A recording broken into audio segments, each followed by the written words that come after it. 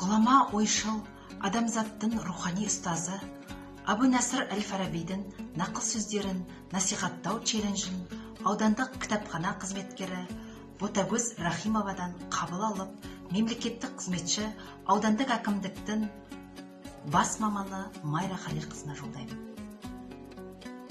Бақыттың мәні парасаттылықта. Әркімнің өз алдына игілікті мақсат қоя білуінде.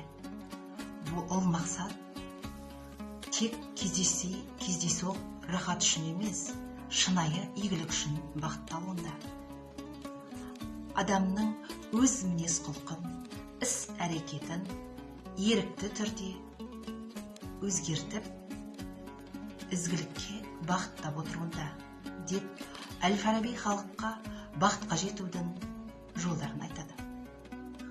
Әр адам бақытты болуға лайықты. Олай болса, тек ғұламаның даналық сөзіндегі қарапайым қағиданы ұстасақ болғаны.